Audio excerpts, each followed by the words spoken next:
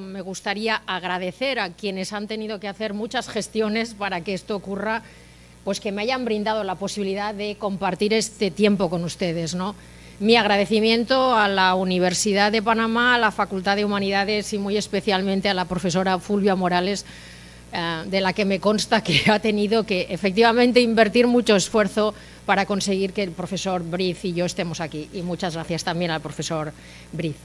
Bueno, yo tengo hoy idea de compartir con ustedes las actividades que hacemos desde nuestro grupo de investigación, que es un grupo de investigación que constituye lo que ahora llaman nuestras autoridades académicas un triángulo virtuoso, porque hacemos docencia, hacemos investigación y hacemos transferencia, es decir, aplicamos nuestros conocimientos a solucionar problemas que tengan organizaciones externas a la universidad.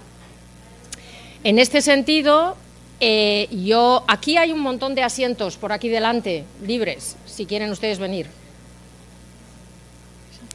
Lo digo porque están ahí, ya no quedan casi en el fondo, pero aquí hay muchos. Buenos días. Hola, buenos días. Buenos días.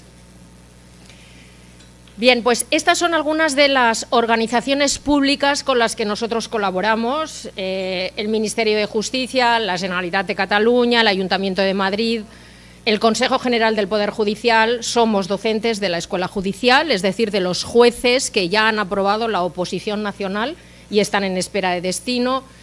Trabajamos también con la Agencia Española de Cooperación Internacional para el Desarrollo. Yo soy la coordinadora de formación de comunicación de la Fiscalía General del Estado.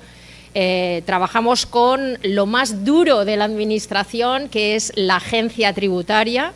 Con la Agencia Estatal de Administración Tributaria tenemos precisamente un proyecto de investigación, el Ayuntamiento de Barcelona, el Tribunal de Cuentas, el Ayuntamiento de Hospitalet, el Principado de Asturias, etcétera. Quiero destacar lo que aparece al fondo, a la parte superior a la derecha, que pone Diputació de Barcelona. Allí tenemos una cátedra específica con esa institución, que es una institución que tiene mucho dinero en España.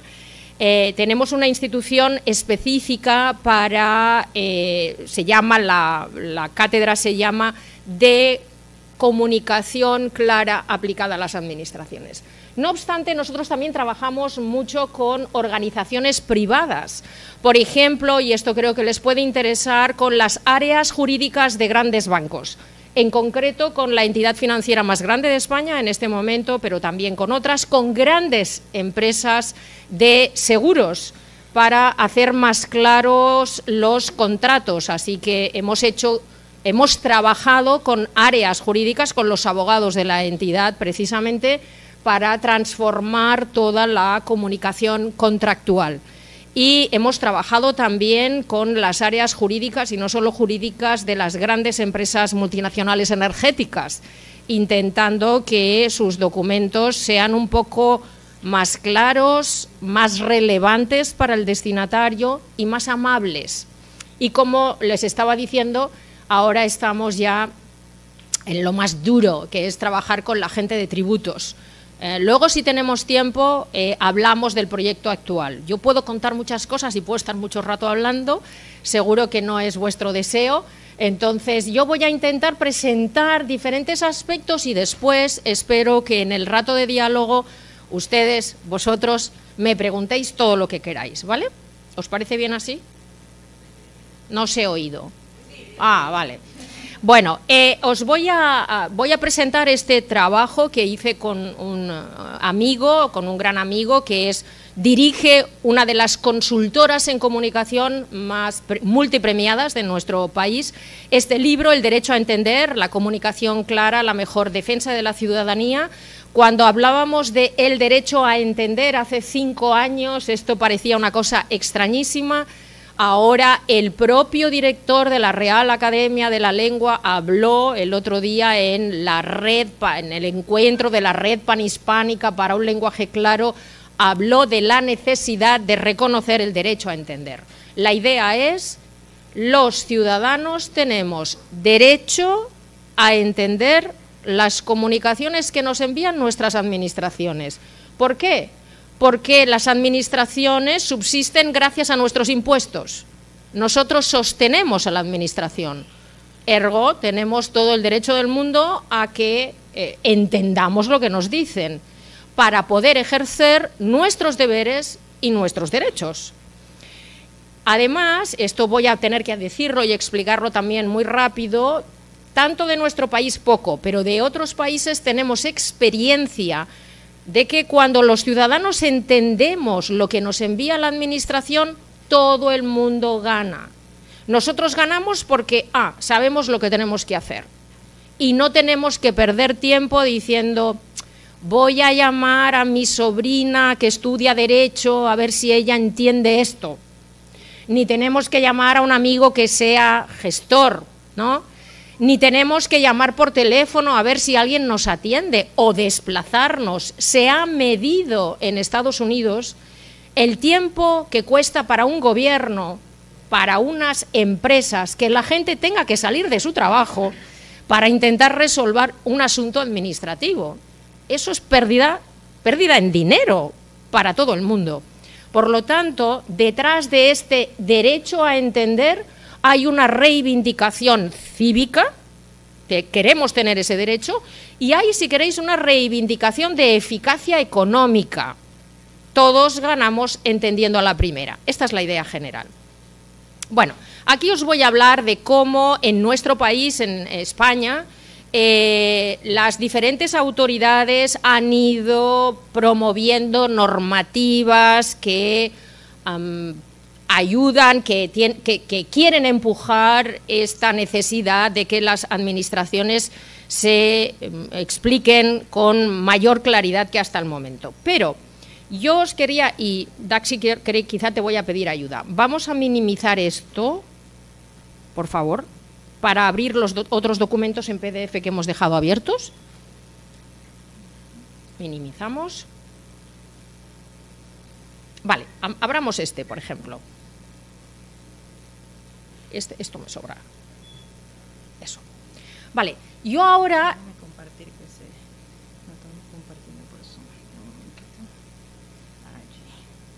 Pero no te muevas porque vamos a ir abriendo.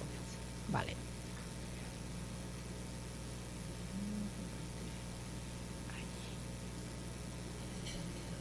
Quitar los botones, ocultar los botones y controles. ¿Sí? Gracias. No te muevas. Aquí te quedas. Bien, ¿qué es lo que estáis viendo? Estáis viendo una guía que elaboramos desde nuestro grupo de investigación a petición del Ayuntamiento de Madrid. La podéis googlear, no hace falta que lo hagáis ahora, pero os voy a dar, es muy fácil de buscar en Google.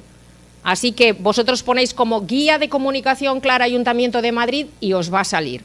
Y lo que vais a encontrar es este documento que el Ayuntamiento de Madrid, que tiene 29.000 empleados, que no está mal, tiene colgada en su web, como os decía, como recomendaciones, como ayudas a la elaboración de documentos de toda la administración municipal. Y entonces, como veis, aquí se plantea de una forma, queremos que clara y amena, para que la puedan usar cómodamente todos los trabajadores del ayuntamiento que tienen que elaborar documentos, tanto escritos como orales en algunos casos. Entonces, los 9 pasos, aquí hablamos de los 9 pasos de la comunicación clara: planifica, estructura, escribe claro y simplifica, edita y complementa, en el sentido de que vamos a hacer mucho énfasis en la importancia no solo del texto, sino también del aspecto visual del documento, es decir, necesitamos trabajar con los diseñadores gráficos que hacen que el documento web se vea claro y invite a la lectura, ¿no? Añade imágenes, por ejemplo, trabajamos con gente que es muy buena en infografías o buscando los pictogramas que permiten entender inmediatamente que esos son números de teléfonos de atención, por ejemplo, ¿sí? Diseña, integra audio y vídeo, eso es solo rara vez, pero en fin, piensa en la interactividad, revisa y prueba. Estos son los 9 pasos que hemos planteado en el documento y, bueno, ahí ya vais a poder encontrar mucha información al respecto de lo que tiene que ver con planificación, etcétera, lo que tiene que ver con tono. Voy a mostraros ahora otra guía que también la vais a tener localizable a través de Google. Lo digo para que cuando nosotros no estemos aquí podáis seguir investigando. Vamos a abrir este. Sí, lo podemos dejar así. Así ya está, con la portada me vale. Ah, ok. Déjenme acá abrir. Ahí está bien. Vale, lo que tenéis aquí es... Lo que vais a tener pronto aquí Para compartir. es el informe que elaboró la Comisión de Modernización del Lenguaje Jurídico en España, que, bueno, se reunieron grandes autoridades jurídicas y llegaron a la conclusión, entre nosotros, bastante sensata, de que ellos no conocían las características del lenguaje jurídico. Entonces, era difícil que lo modernizaran si no sabían dónde estaban los problemas. Y entonces lo que hicieron fue recurrir a una serie de grupos de investigación de diferentes universidades que ya teníamos una trayectoria, un itinerario en la investigación del lenguaje jurídico y administrativo y de cómo clarificarlo. Entre esos grupos estaba el grupo Valesco, que dirige el profesor Briz, para todo lo que tiene que ver con oralidad judicial, el tipo de discurso que los agentes judiciales usan en los tribunales, y otro grupo era el nuestro, estudios del discurso académico y profesional, que somos especialistas en lenguaje escrito. Entonces, este informe ustedes también lo tienen colgado en la red, pueden bajárselo en cualquier momento, y de hecho es muy breve. Tiene como 45 páginas con letra muy grande para que los juristas no se asusten mucho ni que tengan que estudiar mucho. Esto está destinado a todos los juristas del país, sean abogados de empresas, sean fiscales, sean procuradores, registradores o incluso notarios. Los notarios nunca nos hacen caso, pero incluso ellos, y sobre todo jueces y magistrados, están incluidos aquí. Y aquí, no es por nada, pero vais a encontrar un gran porcentaje de recomendaciones, en realidad beben de nuestros informes previos. Os voy a enseñar ahora, vamos a ver otro, que también vais a poder encontrar en Internet para que podáis seguir estudiando. Vamos a abrir este. Solo la portada me va bien.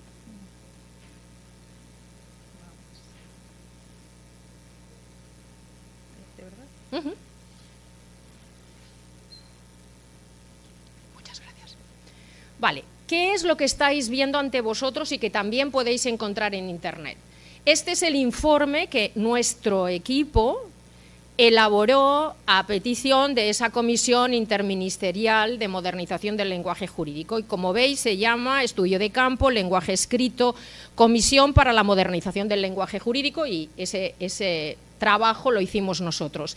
Sigue siendo un trabajo sumamente recomendable, muy extenso, son como 200 páginas, y, perdonadme, pero sigue siendo la descripción más exhaustiva que existe del lenguaje jurídico escrito en español.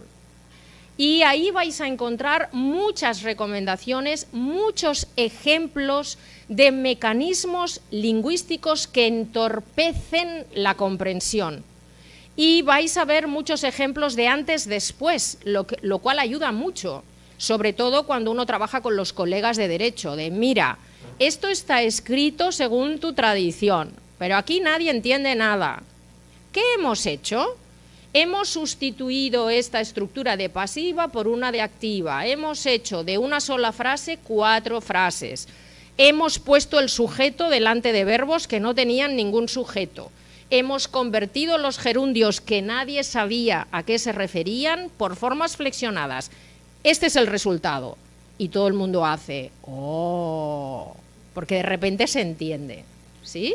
Entonces eso está explicado con mucho detalle, es material que luego nosotros usamos en la escuela judicial. Y yo, como el profesor Briz, también soy muy generosa, somos todos muy generosos, y ahí está, digamos, al alcance de todo el mundo. Y hay incluso también ejemplos de buenas prácticas, ¿no?, de jueces y magistrados y magistradas que de manera espontánea intentan escribir de una manera un poco menos enrevesada y usan mecanismos que uno dice, bien encontrado, eso lo has hecho muy bien. Por ejemplo, ¿de qué estoy hablando? Pues en vez de hacer una lista confusa, magmática, que uno heteróclita, que uno no sabe cuándo empieza la lista, cuándo acaba, ya la ha acabado, y dice, anda, si esto era una lista. Lo que encontramos en buenas prácticas es algo como los criterios que este juzgador ha tenido en cuenta para elaborar su fallo son 5. Oh, esto es un salto cuántico desde el punto de vista cognitivo, porque nos dan lo que llamamos el marco de la enumeración. 5. Yo tengo que esperar 5 y sé que ahora mismo se está iniciando una lista. Como mecanismo cognitivo es un salto, que no que estar, ¿y esto qué es? Ah, esto era una lista, creo.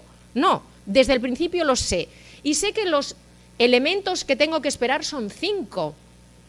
Con lo cual, aunque uno sea muy largo, yo sé que delante tiene un 3. Por lo tanto, me quedan 2. ¿Me explico? Es decir, todo cuanto tiene que ver con la elaboración de enumeraciones es algo interesante para pensar sobre ello, es muy interesante. Bueno, y ahora, finalmente, muchas gracias.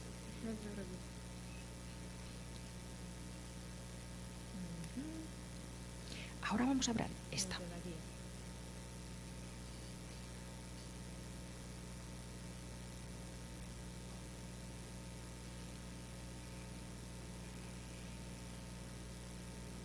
Eso sí, muy bien.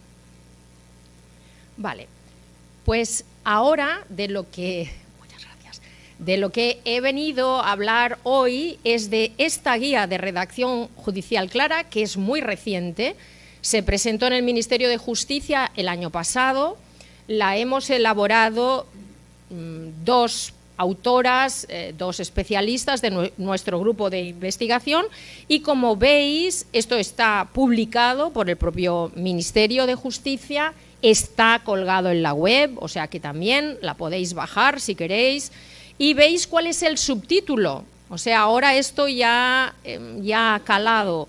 El derecho de la ciudadanía a entender. Claves para redactar documentos judiciales eficaces. Esto también lo podéis encontrar. Ya estáis viendo arriba que la elaboración de esta guía forma parte de un reto estratégico de la Administración de Justicia en España, y ese reto estratégico es hacer el lenguaje más accesible y modernizar la justicia en lo que se pueda. Va junto con proyectos relacionados con la informatización, por ejemplo, de todos los procedimientos judiciales. Bueno, pues todo esto lo podéis encontrar en Internet, así que espero que la próxima vez que yo vuelva aquí os pueda preguntar por todas estas guías y me digáis, sí, esta, la otra, todas las conozcáis muy bien, ¿no? Os voy a hablar especialmente de esta, que es la última, de esta del Ministerio de Justicia, y ahora volvemos al PowerPoint y ya no te molesto más. No te preocupes.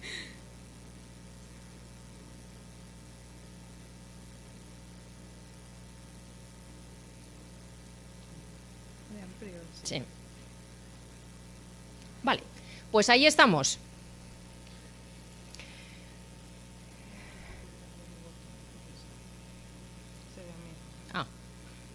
Ocultar.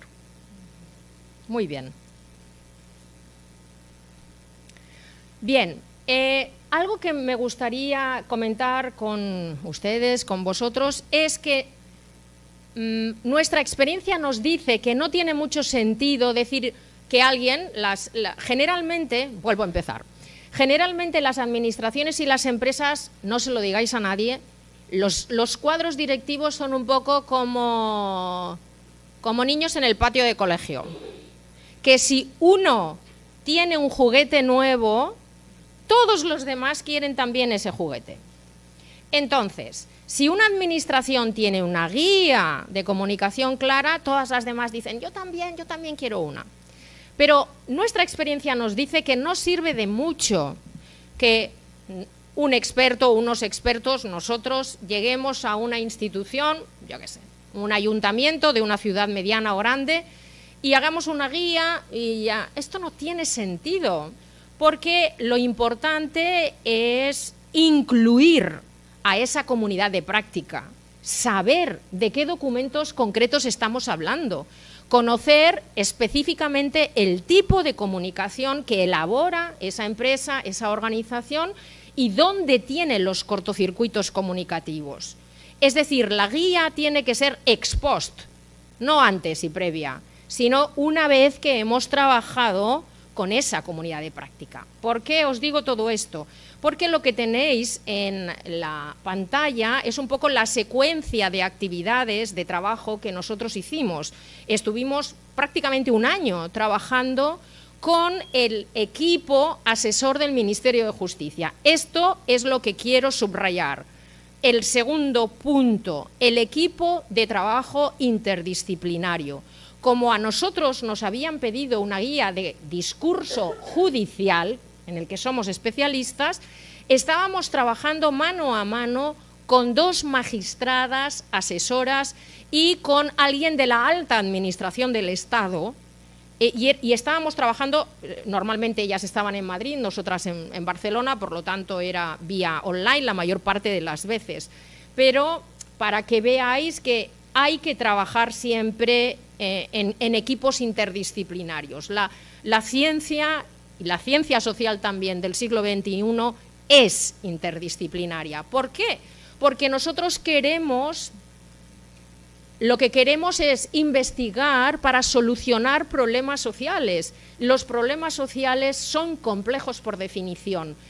Por lo tanto, los equipos han de ser necesariamente complejos, ¿no? De hecho, luego, naturalmente, se tuvo que incorporar la gente de sistemas, la gente que lleva todos los procesos informáticos, porque los diseñadores gráficos a veces se ponen estupendos y dicen, aquí pondremos 5 colores y entrará, y luego los de sistemas dicen, no, esto es imposible porque nuestras impresoras no permiten imprimir eso. ¿Me explico? Y luego la realidad se impone y es muy importante que ellos estén. Bien, nosotros le pedimos al equipo, a las magistradas, un trabajazo hicieron. Dadnos los documentos que elabora el Ministerio de Justicia. Dame una lista. Y ellas hicieron así. ¿Cómo? Dame una lista de documentos y dime la tipología. Y esa tipología no puede ser arbitraria. Yo quiero que me digas, necesitamos que nos digas, volumetría, ¿cuánto se envía el Ministerio de Justicia de esos documentos al año? Destinatario, ¿quién lo recibe? ¿Otro organismo judicial? ¿Un ciudadano? ¿El representante del ciudadano o quién? 3. ¿Cuál es el objetivo de ese documento? ¿Informar o pedirle a la gente que haga algo? Por ejemplo, una citación no solo le informa, le está diciendo, venga usted, porque si no viene tal día al tribunal le va a pasar esto, esto y esto. Ellas casi se ponen a llorar, claro, porque no había ninguna plantilla levantada de eso, sino que se hacen documentos, uy, hay muchos, ¿cuántos? No sé, pero ¿cuántos salen? Ya, pero necesitamos tener una cierta ordenación documental. Bueno, esto lo digo en favor de esas magistradas que trabajaron, pero como unas bravas, ¿no? Y al final estuvimos seleccionando, ellas hicieron un Excel completísimo con más de 400 entradas de tipología documental, con todos esos requisitos, y llegamos a este análisis finalmente de 54 modelos de resoluciones procesales con un mapeo del perfil del destinatario, porque claro, lo importante para saber el tono y el nivel de tecnicismo es saber quién lo va a recibir.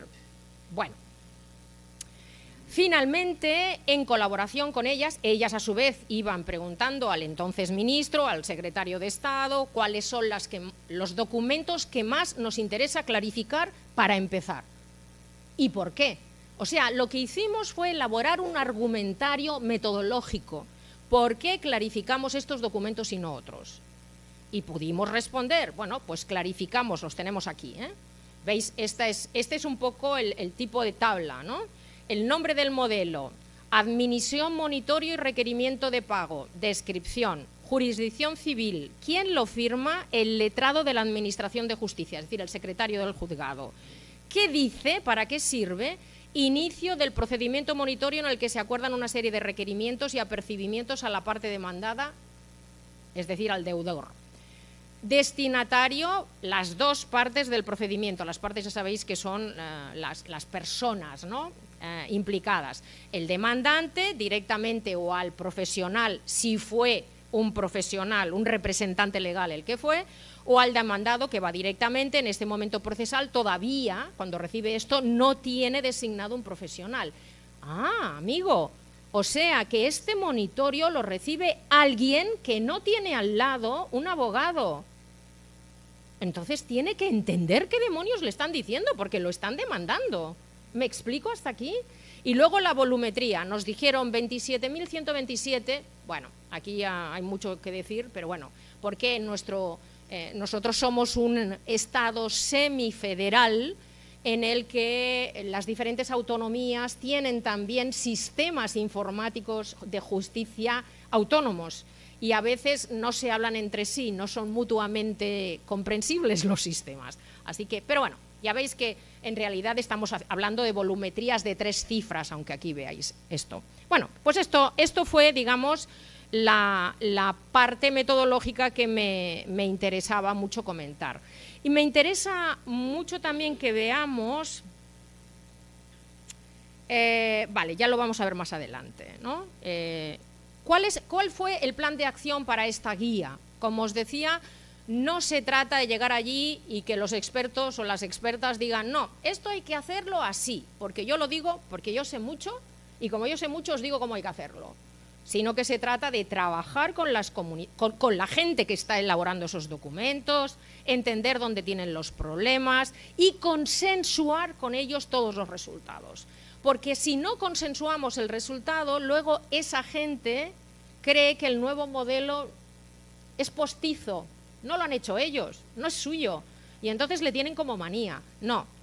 Es muy importante que esa gente sienta que ese documento es suyo, porque ellos han estado desde el principio transformándolo.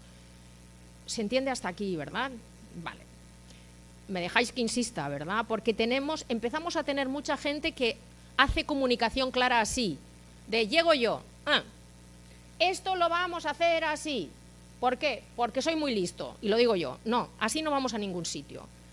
Lo que hay que conseguir es que cuando los expertos nos vamos, la gente que se queda convencida y ha aprendido cómo hacer una comunicación diferente. ¿Veis? Bueno, en realidad se trata de un trabajo de consultoría de conocimiento muy interesante. No tengo tiempo de desarrollar eso, sobre lo que he pensado mucho, pero luego si queréis lo hablamos, ¿no? Entonces, primero estudiábamos los documentos, identificábamos los problemas más importantes para la comprensión de un ciudadano lego, después hacíamos las versiones alternativas y seleccionábamos qué partes de los documentos iban a formar parte de la guía y finalmente elaborábamos la guía. Por supuesto, todo el rato consensuado con los equipos de magistradas y de la alta administración del Estado y después entraron los equipos de diseño. Bueno, aquí tenéis un documento en versión original. No está muy mal, podría ser peor, pero era un documento sumamente importante para el Ministerio. Os explico el contexto de este documento. Este documento, como veis, es el Acta de Información de Derechos a la Víctima. En nuestro país hay una cierta inversión de energía judicial para intentar acabar con la violencia de género. En este momento llevamos ya un montón de mujeres muertas a manos de sus parejas o exparejas y es un problema social tremendo. Por lo tanto, justicia está muy implicada en intentar primero, pues a través de la educación o lo que sea, o las penas, en bloquear, ¿no?, o parar esas actividades y ayudar a las mujeres que están en esa situación. La situación es la siguiente: una mujer que se ha personado ante los cuerpos de seguridad para hacer una denuncia, entonces cuando ya va al tribunal recibe información sobre en qué la protege el Estado. Ahora imaginemos una mujer que ha decidido dar el paso tremendo para ella, mucho más en niños pequeños, de que va a denunciar al padre, de que la van a tener que meter en un piso protegido para que el otro no la mate, de que se tiene que llevar a los niños, o sea, está colapsada emocionalmente. Todos nosotros sabemos que cuando estamos colapsados emocionalmente nos volvemos más tontos. Es decir, a mí me entran a robar a casa, entro en casa y ostras, me han entrado a robar y me dicen 2 más 2 más 2 y yo digo, ¿qué? No sé, 5, porque mi sistema racional no está ahí. Bien, ¿qué quiere decir eso? Quiere decir que a una persona que está en colapso emocional hay que decirle las cosas muy claras. Por eso el Ministerio nos pidió específicamente que hiciéramos una clarificación de este documento, que no tiene mucha volumetría, afortunadamente, pero que es muy importante a efectos sociales, ¿sí? Bueno, este documento no tiene, para empezar, lo que llamamos text appeal. Text appeal está demostrado que las personas llevamos a cabo lo que se llama un sesgo de complejidad. Ayer que hablábamos de sesgos un poco, ¿qué quiere decir eso? Que cuando vemos un documento escrito en Times 10, con interlineado simple y un párrafo de 17 líneas, decimos, ¡ah! Hostia, no lo entiendo. Pero si no has empezado a leer, da igual, esto no lo voy a entender. Luego igual lo mismo dice mi mamá me ama, que no es muy difícil, pero es igual, el aspecto determina un bloqueo en la comprensión. Esto está estudiado y por eso es tan importante también el diseño gráfico de los documentos. Eso lo sabe muy bien la gente de publicidad, la gente de marketing, que lo que hacen es aspectos documentales que invitan a leer, que parece que va a ser fácil, ¿no?, que crean este sesgo.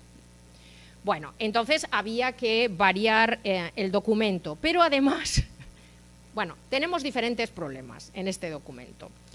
Hablaremos del léxico de especialidad, por ejemplo, a esa señora que va a tener que irse a un piso protegido, en fin, pues no se le puede decir derecho, estoy en el segundo párrafo, a mostrarse parte en el proceso y renunciar o no a la restitución de la cosa. ¿Qué cosa?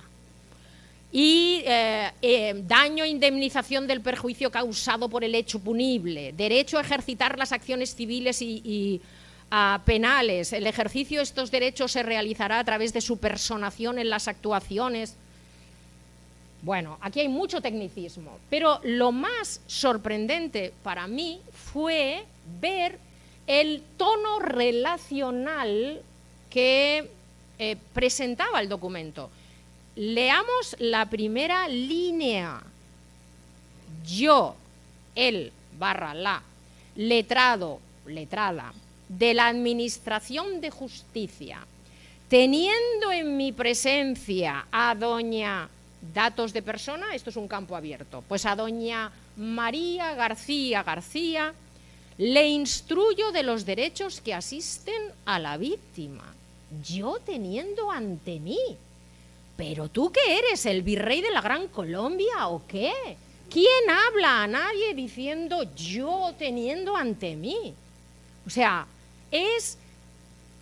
refleja, será por la tradición, pero refleja un tipo de relación claramente jerárquica y absolutamente fuera de las relaciones sociales del siglo XXI.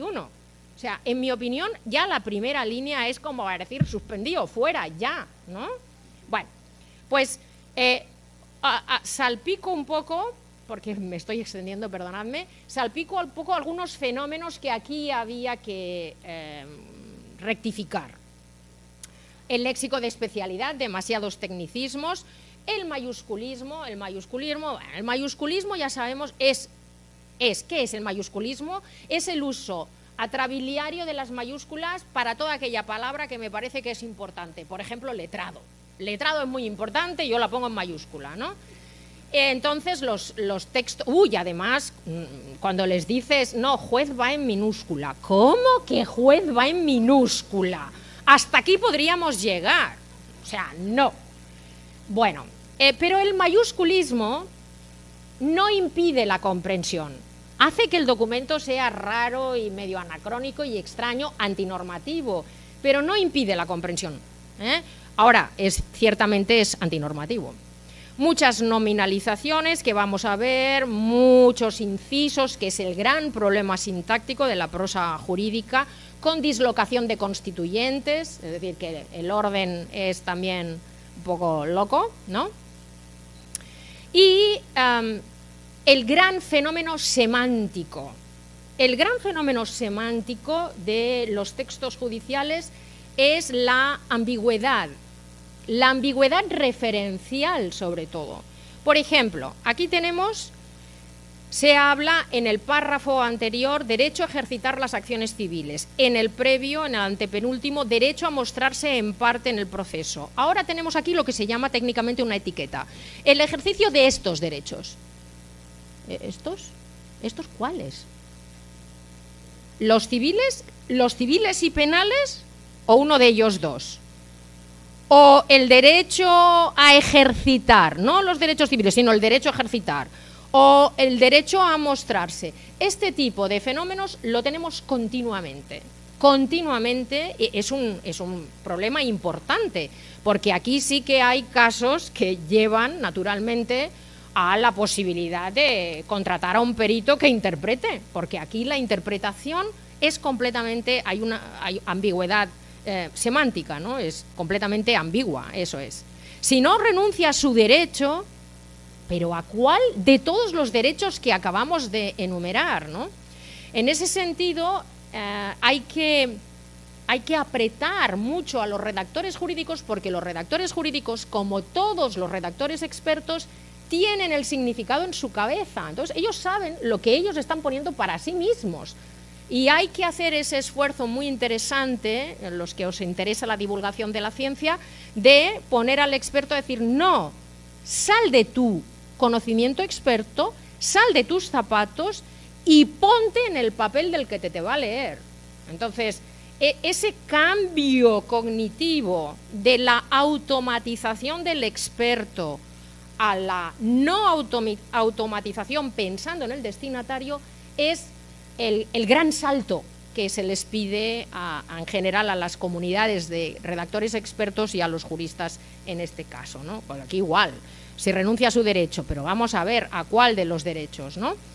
Que, para ir muy rápido, una de las cosas que tenemos que hacer fundamentalmente, las mayúsculas es lo último. Mucho antes se trata de reorganizar todo el contenido. Nosotros lo que hacemos es leer el documento, entender bien todo el documento, discutir con los juristas el contenido jurídico y reorganizar todo el contenido. Por ejemplo, lo que estáis viendo aquí, ¿no? O sea, mirad el cambio de tono, para empezar, dice, como letrado de la Administración de Justicia, informo presencialmente a la señora María García García de los derechos que le asisten como víctima en este proceso penal, de acuerdo con, y aquí cito a la justicia, pero la normativa la pongo al final, no en medio, ¿sí? Y entonces lo enumero. 1. Derecho a participar o a no participar como una de las partes en este proceso judicial penal. 2. Derecho a ejercer solo acciones penales o solo acciones civiles o a ejercer ambas, porque resulta que podías elegir una, otra, las dos. Y eso no estaba dicho en la versión preliminar. Bueno, entonces hacemos clarificación terminológica, ¿no? controlamos la longitud de las frases y usamos la negrita. Usamos la negrita para que en una lectura muy rápida el destinatario pueda identificar las palabras clave de cada uno, en este caso de los puntos, por ejemplo, de tal modo que solo leyendo la negrita uno entiende qué es lo que le están diciendo en el documento. Bueno, intentaré acabar muy rápido, aunque me queda mucho. Hasta hace muy poco, hasta hace muy poco no teníamos una definición compartida internacionalmente de cómo definimos que un documento está escrito en lenguaje claro. O sea, ¿cómo sé yo que este documento está escrito en lenguaje claro? Bueno, la Asociación Internacional de Lenguaje Claro, que es una es Plain, que es esta, y Clarity, se pusieron de acuerdo y elaboraron esta definición. Una comunicación está en lenguaje claro si la lengua, el tipo de discurso verbal, la estructura y el diseño, aquí veis la multimodalidad, son tan claros que el público al que está destinada, no lo que piensa que lo escribe, sino la persona que lo ha de recibir, puede, uno, encontrar fácilmente la información que está buscando. Por ejemplo, yo soy una mamá de una población vulnerable y lo que quiero saber rápido es cómo puedo pedir ayudas para las ayudas al comedor escolar de mis hijos. No puedo estar buscando en un folleto de letra 10 toda la normativa que aplica a este asunto o la política municipal. No, perdona, a mí esto no me interesa para nada. Es, dime dónde, ya, la tengo que encontrar ya. Usted necesita traerme el libro de familia. Vale, ya está. Esto es, ¿no? Puede encontrar fácilmente, puede entender lo que encuentra y sabe usarlo. Claro, eso quiere decir, y también lo pongo por detrás por si queréis luego preguntas a ese respecto, eso quiere decir que aquí entra mucho discurso instruccional. Los documentos administrativos son instrucciones muchas veces. Y en español no tenemos tanta reflexión sobre cómo elaborar discurso instruccional solvente. O sea, que uno entienda fácilmente, pum, pum, pum, pum, esto es lo que tengo que hacer, ¿no? Muchas veces encontramos instrucciones que se presentan como exposiciones. Solo al final uno dice, anda, si me están diciendo lo que tengo que hacer. Pero no me han dicho, usted tiene que hacer 3 cosas, 2 puntos. 1, venir aquí. 2, traerme el documento de identidad y la cuenta del banco. Y 3, firmar este documento. ¿Me explico? Vale. Bueno, pues aquí tenemos la definición y la guía quiere recoger esto. Quiere recoger, aquí veis los 6 capítulos fundamentales. 1, vamos a hablar de la arquitectura, eso tiene que ver con el encontrar rápidamente. Luego de la parte de sintaxis, más directamente relacionada con, vamos a decir, gramática y elaboración de textos, que tiene que ver con el comprender. El documento como relación, el documento es un elemento comunicativo y por lo tanto plantea un tipo de tono. Entonces, ¿cuál, no? La atención a los pequeños detalles, que tiene que ver básicamente con la normativa, pero también con otros datos que anuncio ahora porque no voy a poder comentar más adelante, que lo estamos encontrando mucho también con nuestro trabajo con la Agencia Estatal de Administración Tributaria, con Hacienda, ¿no? Y es las fechas y los plazos.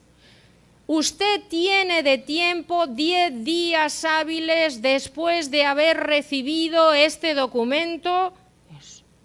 10 días hábiles, me define 10 días hábiles, porque hemos encontrado definiciones tutti frutti para días hábiles. ¿Es días laborables?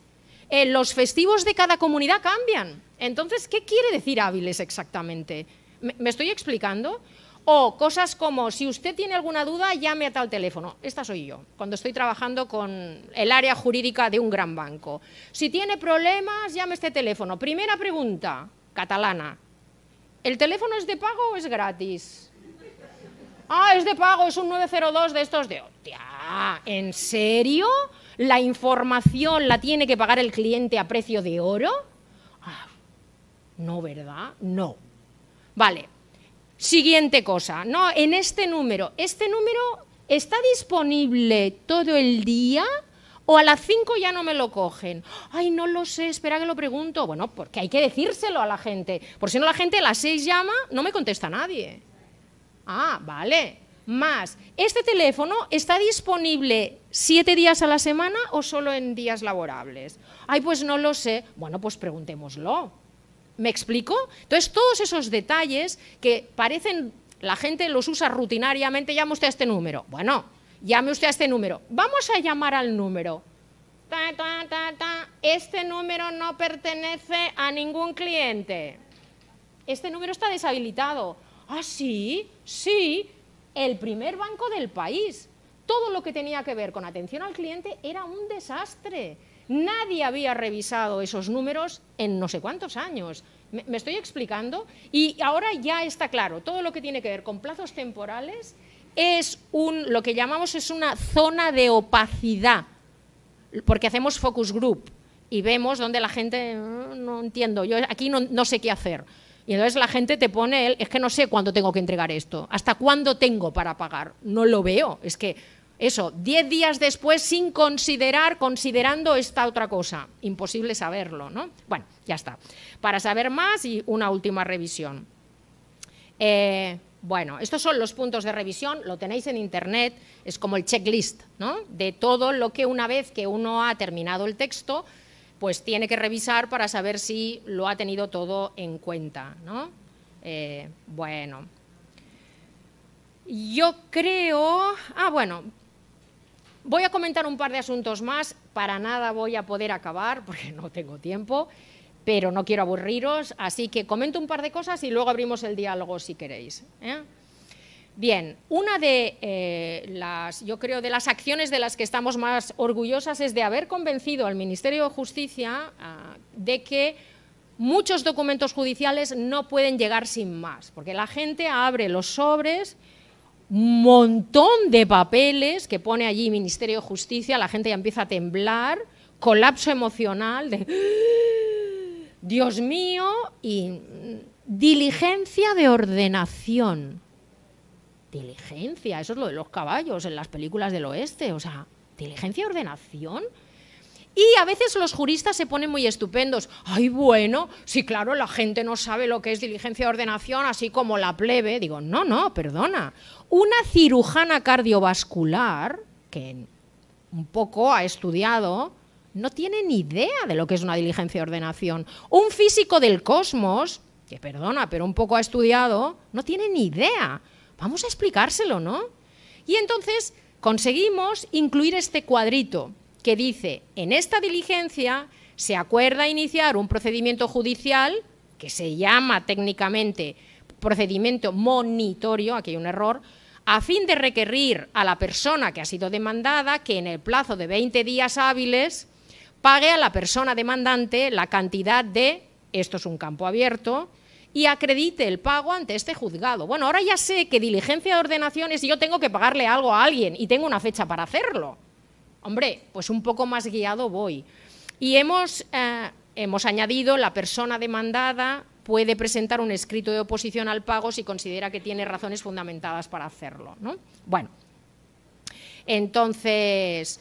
También, cuando hay muchas veces los documentos administrativos de la justicia o de Hacienda no van solos y uno tiene 2 o 3 papeles en un mismo sobre y no sabe cuál es la relación entre esos documentos, porque nadie se lo dice.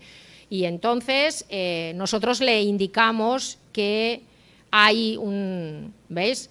Y por esta razón y de acuerdo con lo que se dispone en el auto que adjuntamos.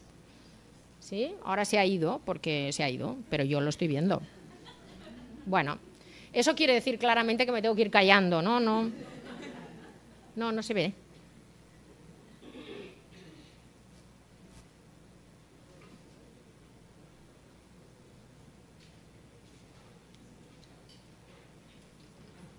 ¿Sí? Ya, bueno, estupendo. Vale. Bien, luego esta idea de encontrar fácilmente, ¿no? Bueno, pues tenéis en la guía, que podéis, como os he dicho ya muchísimas veces, encontrar en internet y disfrutarla mucho, Pues de conformidad, dice el letrado de Administración de Justicia, acuerdo, ¿qué acuerdo? 1, incoar el presente procedimiento. 2, adoleciendo de defecto formal consistente en que el arrendador... Bueno, entonces nosotros lo que, claro, intentamos siempre decirle al redactor jurídico es los párrafos tienen que tener una dimensión más o menos parecida en todos los casos y un párrafo no tiene por qué estar hecho en una sola frase, es algo que lo llevan muy metido dentro, un párrafo, una frase, ¿no? Y fijaos que este punto 2 de la izquierda se ha transformado en los puntos 2, 3 y 4 de la versión alternativa. En la versión alternativa tenéis varias cosas que me interesa compartir con ustedes. 1, iniciar, estoy en la verde, en la alternativa. 1, iniciar este procedimiento. 2, informar de que el escrito tiene un defecto de forma. 3, requerir a la persona arrendadora en 5 de 5 días hábiles en negrita con un asterisco. El asterisco lleva al final de la página y explica qué quiere decir día hábil. Y después, apercibir. Ahora, paréntesis, paráfrasis, para que la gente entienda. Advertir, bueno, esto lo entiendo. Advertir de que si no se corrige este defecto, se inadmitirá la demanda y por tanto es la explicación de inadmitir. Porque inadmitir, bueno, pues y por tanto el procedimiento no se iniciará. Vale. Vale, yo creo que de la parte de sintaxis no os voy a explicar prácticamente nada, porque si tengo que empezar voy a estar 1 hora más. Y no es eso. Pero sí quiero dejar constancia y comentar que la sintaxis es el esqueleto que construye la dificultad del discurso jurídico. En general dicen, no, bueno, son las palabras técnicas. Bueno, pero las palabras técnicas las podemos salvar, podemos parafrasear, podemos hacer paréntesis, podemos añadir explicaciones. El gran problema de la ininteligibilidad jurídica tiene que ver con el tipo de estructuras sintácticas que usan por tradición y por pura rutina discursiva, ¿sí? Entonces, por ejemplo, y ya me callo, os lo prometo, aunque tengo muchas cosas que decir, porque esta es la parte que más me gusta, por ejemplo, hacen párrafos muy largos, que solo tienen una frase. Cuando estuvimos, y en concreto los conectores me gustan mucho, como sabéis algunos de vosotros, cuando estuvimos estudiando cuando digo muchas sentencias, yo decía, pero ¿por qué se empeñan en hacer párrafos con una sola frase? Y lo que veía es que por tradición ellos usan conectores intraoracionales, como pero. Claro, si tú pones pero, tienes que poner una coma y seguir. Si tú dices así como, pues lo normal es que pongas coma adelante y sigas. Si usas pues, así, el acusado deberá, pues, consecutivo, ese pues tiene que ir dentro. ¿Me estoy explicando? O sea, todas las partículas conectivas que llevan en sus moldes son intraoracionales y les obligan a seguir en la misma oración. ¿Qué es lo que hacemos nosotros en la escuela judicial? Les vamos dando conectores alternativos que expresan lo mismo, pero que permiten poner un punto delante. Por ejemplo, pero, claro, en una sentencia, en la parte de los hechos probados, hay más de una narrativa. Lo que explica una parte y lo que explica la otra. Por lo tanto, pero va a haber contraorientación, va a haber mucha.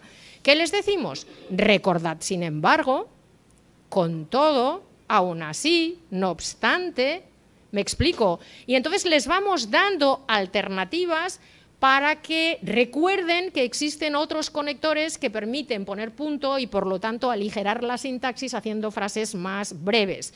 Como tenéis aquí, por ejemplo, ¿no? En vez de asimismo y continuar, punto, aparte, nuevo párrafo, también. Bueno, como le he prometido varias veces, me voy a quedar aquí, aunque queda mucha tela. Y nada, espero que os parezca interesante y estoy aquí para todas las preguntas que tengáis, que responderé con mucho gusto. Muchas gracias.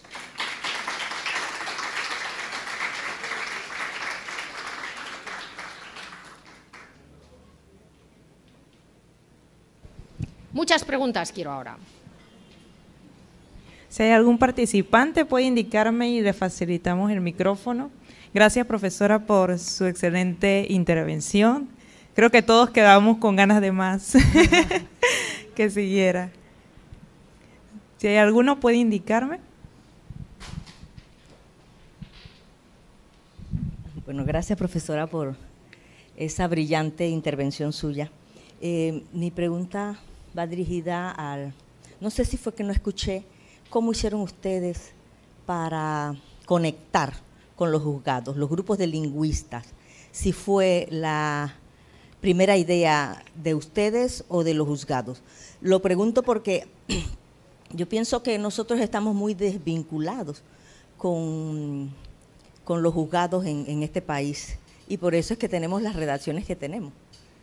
Que yo he tenido algunos estudiantes revisando escritos en los juzgados nuestros y hemos encontrado, yo le digo, macarronadas, porque son precisamente textos que van enlazando oraciones subordinadas y no encontramos ni un punto seguido. Eso es. Y nuestra redacción actual es más clara, como usted lo indica, y prevalece más el punto seguido para que haya más claridad en el escrito. Y bueno, creo que hay… No sé, me gustaría que en este país se diera un poquito más de intervención lingüística forense en las áreas administrativas judiciales. Vale, Bien. pues contesto. Muchas gracias por la pregunta. Efectivamente, es muy interesante porque una de las herramientas lingüísticas más potentes que nosotros entregamos a los juristas es el punto. O sea, recordar que el punto y seguido y el punto y aparte no está prohibido, no es feo, no es vulgar. Bueno, ahora haría toda una extensión sobre lo que significa en realidad de esfuerzo. Para ellos es mucho más fácil seguir cosiendo con gerundios que poner un punto y seguido que obliga a un reset, ¿no? O sea, yo entiendo la pereza redaccional de ellos, porque, ¿me estoy explicando? Es mucho más fácil considerando, siendo, yo tiro y ya está. Si pongo un punto, tengo que empezar el esquema de la nueva oración, ¿no? Por lo tanto, yo les digo, yo lo entiendo, os va a costar un poquito más. La ventaja es que la persona que lee va a entender, ¿no? La pregunta en concreto que usted me hacía, nosotros no hemos sido nunca los juzgados, han sido las autoridades judiciales las que han venido a buscarnos. Y creo que eso es fundamental. Correcto. O sea, hay mucho esfuerzo que se ha perdido por debajo. Es importantísimo tener convencidas a las altas autoridades. Porque como además los juristas suelen ser muy manu militari, o sea, tener una organización muy jerárquica, cuando la autoridad dice vamos a ir por ahí, entonces obedecen. Si no, hay demasiado peligro de que usted o alguien vaya a un juzgado y diga no, esto hay que hacerlo de esta manera y ellos digan ni hablar, usted no tiene ni idea. Sí, ¿Me estoy explicando? ¿Cómo no? Ellos tienen que estar convencidos ellos. Claro, en primer pues eso lugar. estoy diciendo. Porque yo una vez revisé un escrito en un juzgado por aquí cerca y no podía salirme del lugar porque era prohibido sacar el documento. Bien, le hice una observación al juez, al abogado que estaba allí. Y el abogado me dijo, no, eso no es así. Pero porque esto eso lo sí, revisó el rector de la Universidad de Panamá. El rector claro, firma. El rector firma lo que le uy, las áreas jurídicas de las universidades, madre mía. En mi opinión, hay que legitimarse previamente. La primera legitimación es que todos los países del entorno han iniciado ya procesos de modernización de las áreas jurídicas. Perú tiene un manual excelente, de manual de lenguaje jurídico claro. Lo tiene Colombia para toda la administración. La provincia de Buenos Aires está trabajando muchísimo y muy bien desde la Procuraduría y tienen toda la red de lenguaje claro. En Chile, desde el Senado. Es decir, creo que una manera de empujar es todo el entorno lo está haciendo. Ya no les digo México, que yo estuve hace años allí trabajando con el Tribunal Electoral de la ciudad. Ahora creo, sinceramente, que sería lo deseable o lo estratégico convencer aquí a las altas autoridades de que no se puede perder ese tren. Claro. Y entonces es más fácil que los lingüistas lleguemos y nos escuchen. Exacto. Gracias, profesora. No, por favor, un placer.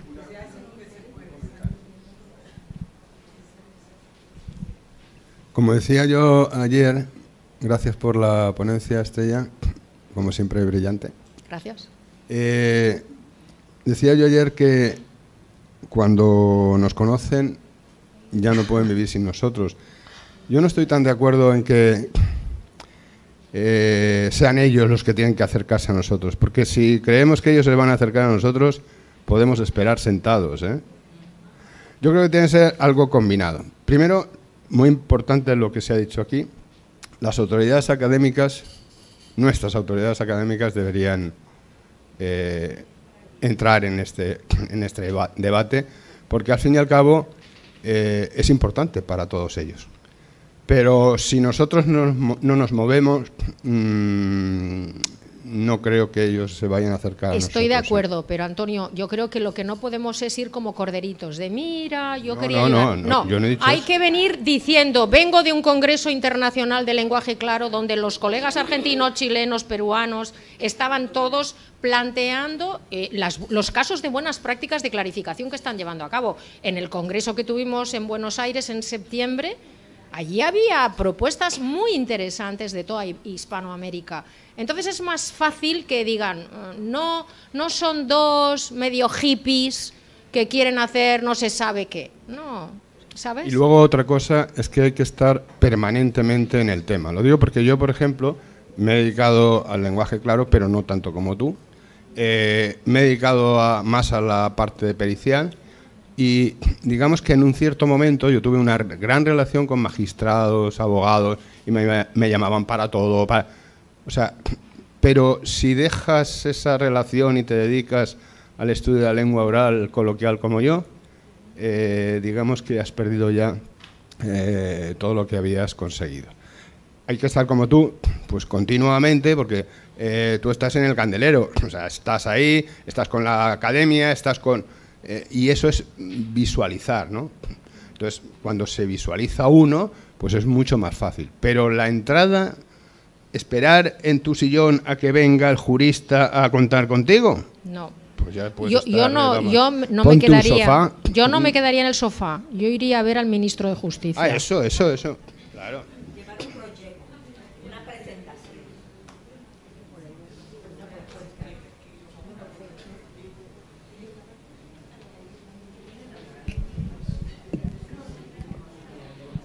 Buen día. Quiero comentarle que la Universidad de Panamá ha realizado diplomados, pero en redacción jurídica.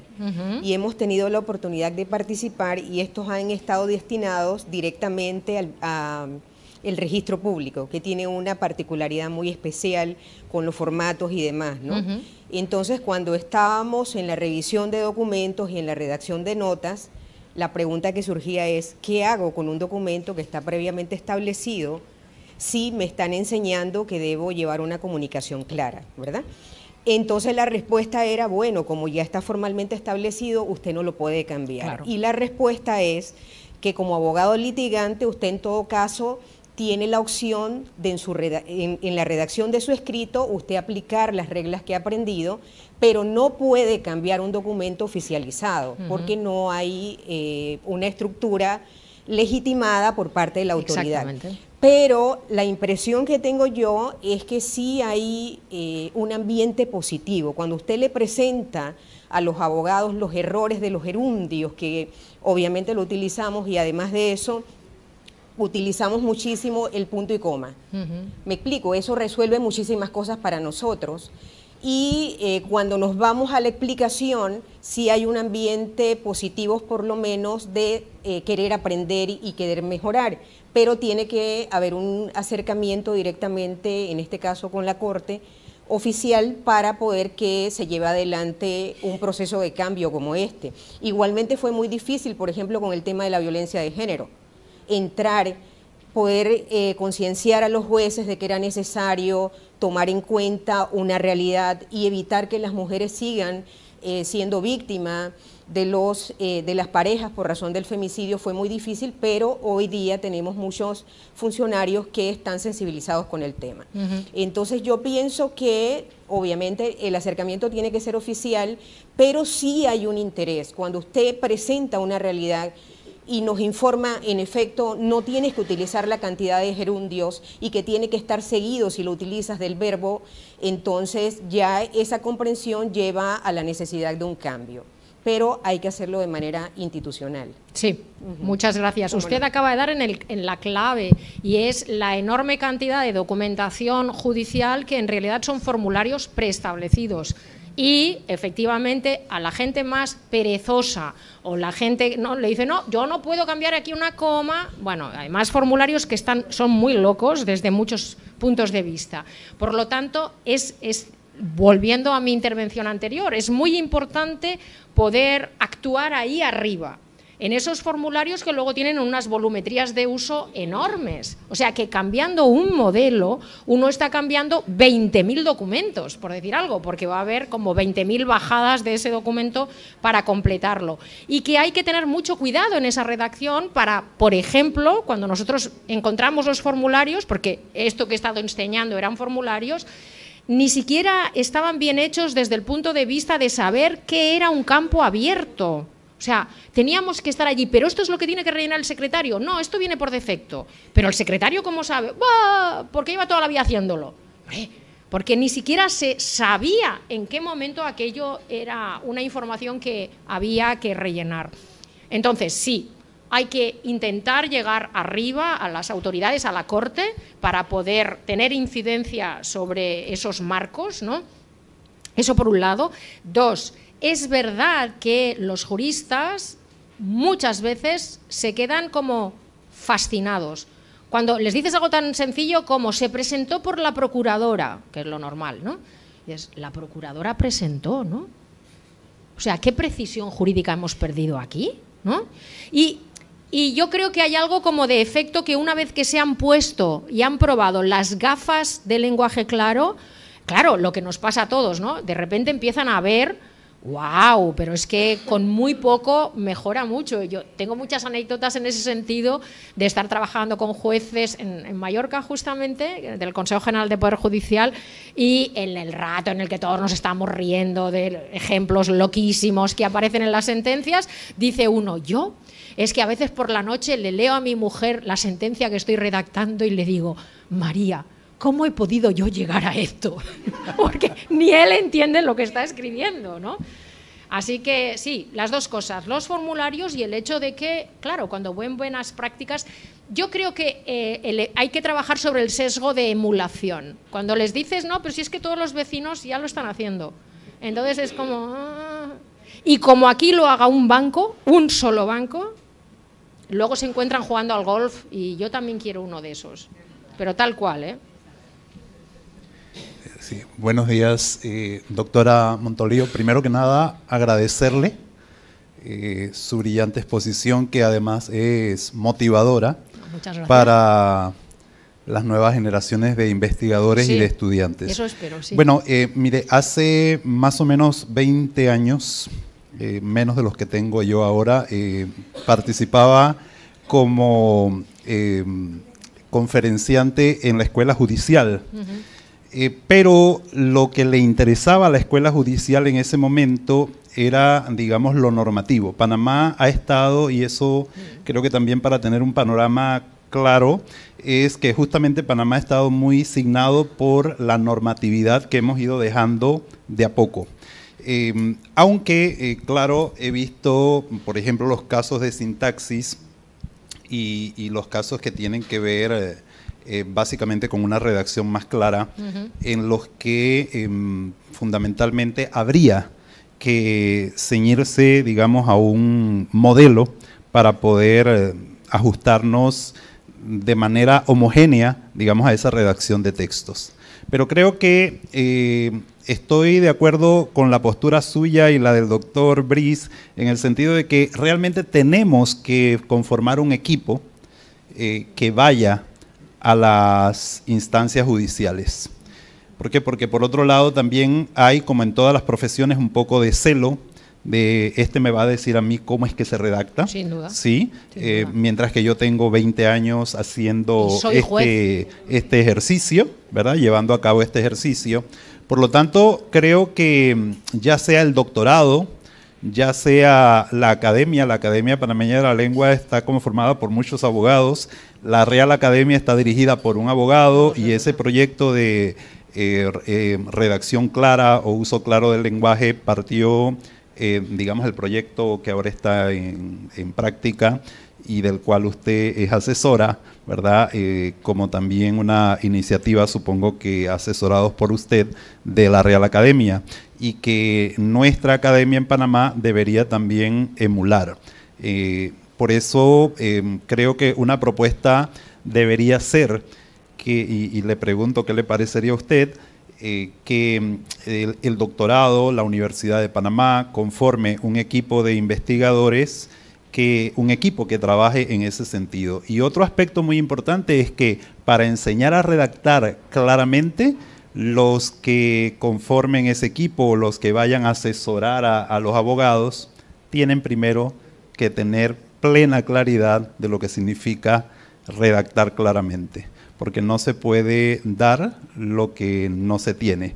Por lo tanto, creo que nos toca, y aquí hago una especie de mea culpa para el caso de Panamá, estoy hablando del caso de Panamá, que primero tenemos que empaparnos realmente de toda esta visión que es sumamente importante, porque no aplica solamente para el derecho, sino que podría aplicar para muchos otros casos de muchas otras ciencias y disciplinas, por lo que la interdisciplinariedad se impone. Pero creo que sobre todo documentarnos, por supuesto, a través de personas tan instruidas como usted y el doctor Briz. Gracias. Pues muchas gracias. Lo ha dicho usted y entonces esto me ahorra tener lo que decir yo. Yo lo voy a suscribir. Se corre un serio peligro si uno se aventura a clarificar documentos que además en el mundo son perlocutivamente muy importantes y no tiene la formación suficiente. Con que se hagan dos acciones que después no tengan éxito porque quien los ha llevado a cabo no sabe lo suficiente, el proyecto está fundido para mucho tiempo. Y indudablemente clarificar documentos y hacer una redacción clara no es fácil. O sea, no vale con Pepe, que siempre ha sido muy buen escritor. No, perdona, pues será buen escritor y hará novelas estupendas, pero esto es otra cosa. Y se necesita mucha formación, yo lo veo por mis propios doctorandos, o sea, yo me desespero, porque cuando nos están llegando proyectos sin parar, no damos abasto, porque a mi alrededor hay 6 personas buenísimas, pero no más, porque los siguientes me pasan a mí sus versiones y yo digo, madre mía, pero no has visto esto. ¿Me estoy explicando? O sea, no es una formación de un día para otro y porque yo ya me sé las reglas de acentuación y toda la vida he escrito redacciones estupendas y me han puesto muy buena nota. No es eso. Porque además, en el caso del derecho hay que conocer un poco los conceptos jurídicos. Uno no puede ir a clarificar un texto jurídico sin entender los conceptos jurídicos. Nosotros en el caso de Hacienda, en nuestro proyecto, nos hemos pasado como mínimo 8 meses reuniéndonos con catedráticos de tributario que están en nuestro proyecto, con inspectores de Hacienda que están en la agencia, intentando entender todo el procedimiento de recaudación, que es donde estamos trabajando. A ver, esto, ¿por qué el embargo ahora? Claro, esto es un embargo porque esta actuación llegó no sé cuántos días de... Claro, sí, o sea, se necesita formación, ya está. Y no vale solo con yo ya redacto muy bien. Bueno, pues redactarás bien, pero esto no lo sabes hacer. Sí, o sea, gracias por decirlo en mi lugar.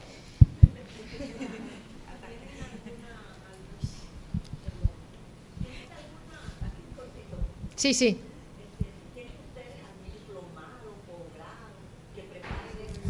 Pues mira, nosotros ahora desde esa cátedra que decía al principio, ¿no? Cátedra Universidad de Barcelona, Diputación de Barcelona, todo esto lo pueden buscar en internet. Cátedra Universidad de Barcelona, Diputación de Barcelona para una comunicación clara en las administraciones.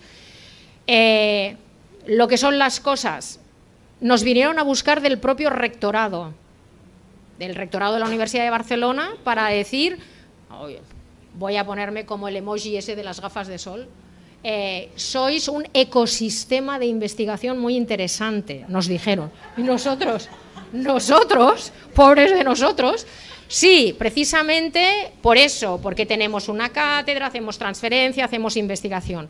Y ellos nos dijeron, tendríamos que explorar verdaderamente la posibilidad de hacer un posgrado profesionalizador, porque ellos ven que es que tenemos que rechazar proyectos, no llegamos.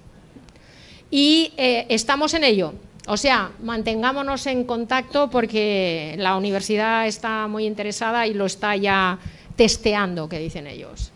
Un posgrado en comunicación clara dirigido para profesionales, no tanto para nuestros estudiantes, sino para gente que está en las organizaciones y las organizaciones, administraciones dicen tenemos que ir por ahí, pero necesitamos gente dentro que sepa, ¿no? Por eso las clases, o sea, creo que la idea es que sea híbrido, pero no lo sé todavía, o sea, no está claro, pero las clases presenciales son viernes por la tarde y sábado por la mañana, para que se hagan una idea. Totalmente. Tenemos como nuestro proyecto gente de derecho, gente de lingüística, gente de diseño gráfico, gente de usabilidad, porque claro, cada vez más toda esta comunicación es a través de web. Por lo tanto, necesitamos expertos en usabilidad, en escritura para usuario, todo ello, ¿no? Y tenemos también gente de ciencia política, gente de sociología, porque hacemos muchos cuestionarios, hacemos los focus group, así que tenemos sociólogos dentro también, para la evaluación, porque todo esto luego se tiene que evaluar. Milka. Hola, profesora, buenos días, a todos buenos días. La verdad es que muy atinadas todas sus palabras, interesante también, y me quedo mucho con la tabla que usted presentó, con los pasos que consideraron a la hora de iniciar esa investigación, y es el destinatario, la audiencia, es decir, pensar en esa audiencia del hecho de que yo no tenga una especialidad en leyes, no significa que yo voy a comprender el 5% del texto que me llegó a mí de parte de un órgano judicial, sino que al menos puedo comprender aunque sea un 70%, si la escritura está clara. El destinatario debe poder, como dice la definición, leerlo. Entonces, creo también que acá pasa mucho quizás el choque del especialista en lenguaje, si realmente especialista, ¿no? Yo lingüista y tengo al jurista, entonces creo que como usted dice, ¿no? Como alguien que es de un área de lenguaje va a venir a mí a cambiarme estas normas que yo tengo establecidas dentro de una comunidad de especialistas. Entonces es más bien creo como llegar buscando alternativas. Me gusta mucho esa palabra de, hay otras opciones de decir esto, no imponerme yo como lingüista, eso está mal escrito, eso no se lee bien, sino más bien como qué alternativa hay para, pensando en mi audiencia, lo pueda comprender mejor. Es decir, está bien el texto, me parece como especialista en derecho se lee bien, pero si me pongo a pensar en la audiencia, entonces no lo va a comprender y te propongo esta otra alternativa. Entonces eso me agrada mucho porque creo que también debemos pensarlo nosotros los que estamos interesados realmente en, usted dice, solucionar problemas que tiene la sociedad. Por eso es la investigación buscando una solución al problema que hay. Muchas gracias, profesora. Pues muchas gracias a ti, Milka. Efectivamente, esta idea de no aparecer como una institución severa, muy mal, falta repetir 1000 veces, ¿no? No. Primero tener en esos trabajos, luego la idea de versión alternativa que estabas diciendo tú. Y quería decirte algo mientras... Oh, se me ha ido. Bueno, me vendrá. Me vendrá, porque era algo de lo que habías dicho. Sí. Ah, ya sé qué es. Yo, claro, ya llevo muchos años, pero yo filío mucho, o sea, entiendo las resistencias identitarias de los juristas. Esto tiene nombre, resistencias identitarias, y las tiene todo el mundo, o sea, los ingenieros, cuando les pides, esto no puede ser así, ¡ay, bueno, qué pongo! Primero enchufa el ordenador. No hace falta. ¿Me explico? Entonces, las resistencias identitarias de los juristas las entiendo porque temen dejar sus textos en manos que puedan aminorar o debilitar la precisión y la seguridad jurídicas. Entonces, hay que tranquilizarlos, decirles que uno sabe de lo que está hablando. Por eso digo que la legitimación ayuda mucho, ¿no? No, yo entiendo, ustedes tienen miedo de que, bueno, yo os digo, un contrato de inversión de una gran entidad financiera. Pues claro que tienen miedo de que en ese cambio se pierda una precisión jurídica que signifique que ante un tribunal van a perder dinero, ¿no? De hecho, nuestro trabajo es ir demostrando que estas versiones alternativas aportan mucha más precisión, porque hay menos ambigüedad. Eso nos pasa muchísimo en la escuela judicial, que con todo lo que tiene que ver con el uso de pronombres y la ambigüedad referencial, pues hay una frase como, en ese momento el tío se le acercó, y decimos en clase, ¿lee quién de los posibles candidatos? ¿Lee el sobrino, lee el vecino que acaba de llegar o lee el hermano? Un tercio de la clase, el hermano, el otro, el vecino, el otro, el sobrino. Hombre, si vosotros no podéis establecer de manera nítida a qué se está refiriendo esto, aquí tenemos un problema, ambigüedad bastante grave. ¿Me explico? Por lo tanto, es como comunicar, primero, que entiendes su inquietud y después que garantizas que la seguridad y la precisión jurídicas se van a mantener. Lo que se va a hacer es un formateo más acorde al estilo del español del siglo XXI, a los sistemas de lectura del siglo XXI, y más fácil para un ciudadano no experto, pero sí. Muchas gracias. Hola, buenos días. Buenos días. Excelente, muchísimas gracias. Vamos a pensar en la Universidad de Panamá, en nuestra universidad, ¿de acuerdo? Confrontamos muchísimos problemas relacionados con la escritura de los documentos que recibimos, ¿de acuerdo? Y en muchísimas oportunidades han solicitado el apoyo del Departamento de la Escuela de Español en función de revisar documentos redactados no por especialistas, ¿de acuerdo? Pero ya tienen más o menos una estructura. Por lo tanto, cuando van nuestros especialistas a revisar, a brindar el apoyo, tenemos un enfrentamiento increíble. Ellos no aceptan de ninguna manera, ojo, de ninguna manera las sugerencias de nuestros especialistas. Recibimos documentos que muchas veces a través de los WhatsApp dicen, ¿y qué dice aquí? ¿Qué es lo que quieren decir? ¿De acuerdo? Los documentos que llegan de la colina, por decirlo de alguna manera. Y aquí está doña Fulvia y su grupo de lingüistas, especialistas. La propuesta es ofrecer, que no es creo que ya lo ha ofrecido, un posgrado de verdad, sobre todo para todas las o los funcionarios encargados de redactar o escribir documentos académicos de la Universidad de Panamá. Eso es urgente. Ofrecer un posgrado, un congreso, un seminario. Es una lástima que nuestras parlamentarias no estén aquí, no estén escuchando esta importante intervención. Y nuestros jefes también de la colina deben estar aquí. Muchas gracias. Pues muchas gracias por su intervención.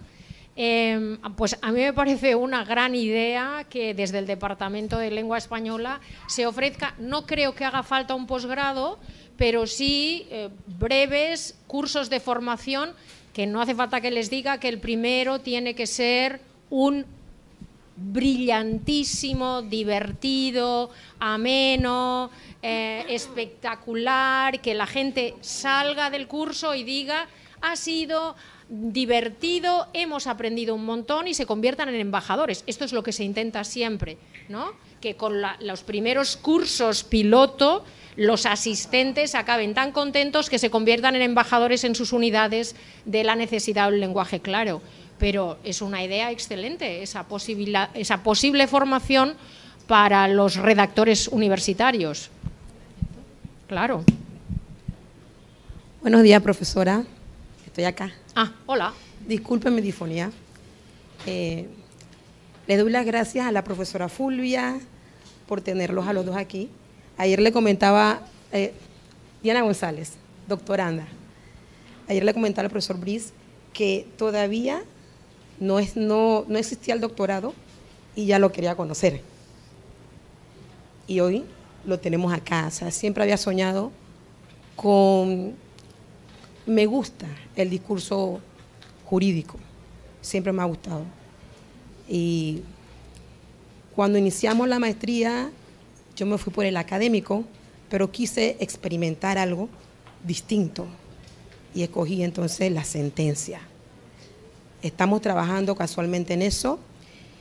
Yo tuve la experiencia de trabajar en centros penitenciarios y escuchaba a mis estudiantes: profesora, yo estoy aquí por un punto y coma. Me decían así. Otro estudiante me decía: por omisión se paga. Vi el ejemplo suyo, comunicación clara, no hay espacio para la omisión. Hay que ser claro, hay que decirlo todo, hay que especificar. Era todo el comentario que quería hacer. Gracias. Muchas gracias, muchas gracias. Eso me recuerda que uno de los documentos que seleccionó el Ministerio de Justicia para que nosotros lo clarificáramos no era un documento con mucha volumetría, pero a ellos les interesaba muy especialmente porque iba a centros penitenciarios y muchas veces los reclusos recibían ese documento sin apoyo legal y por lo tanto les interesaba que aquello fuera muy claro y muy fácilmente comprensible para alguien no experto, porque los centros penitenciarios y la relación con la Administración de Justicia es un temazo. Sí, me lo ha hecho pensar eso, tu intervención. Gracias. Buenos días, profesora. Ella no quería, ella no le gusta. No me siento. Buenos días. Un poco para reafirmar lo expresado por usted, el aspecto de la claridad en el discurso. Me he dado cuenta que no solamente tiene que ver con los aspectos formales en cuanto a puntuación se refiere, sino que está muy entrañado con la sintaxis. Sí.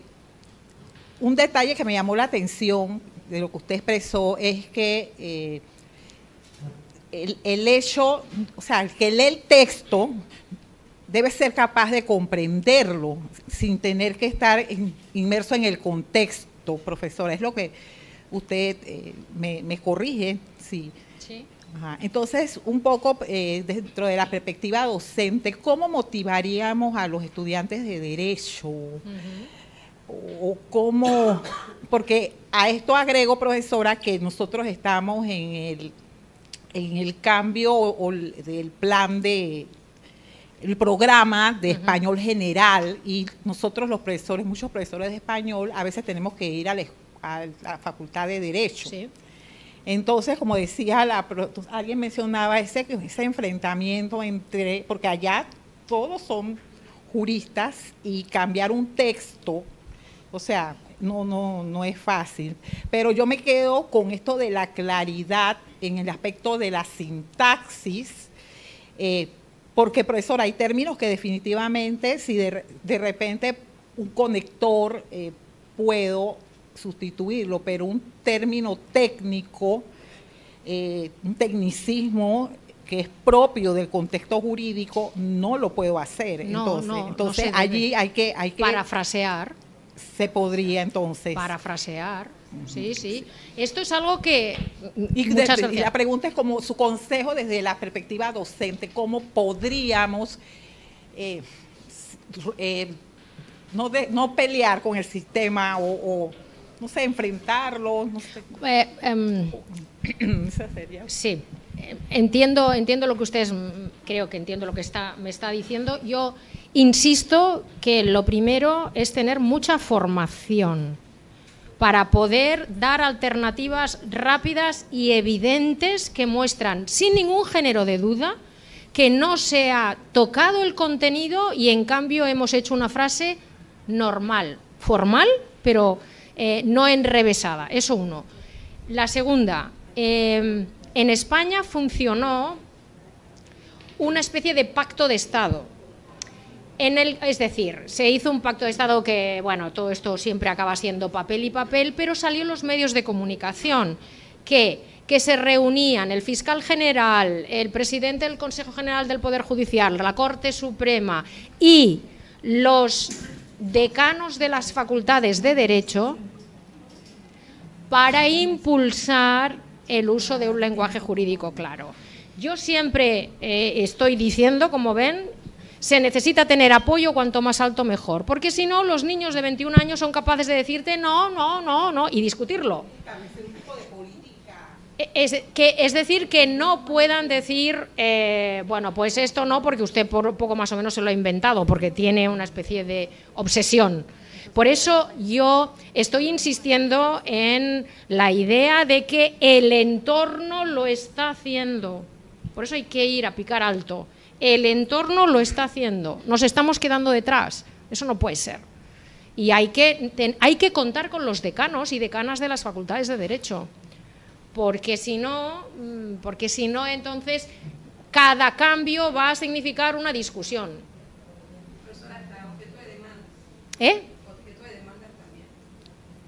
Por lo tanto, esto, bueno, pues cuanto más arriba mejor, sin duda. Muchísimas gracias, profesora, a cada uno de los participantes que han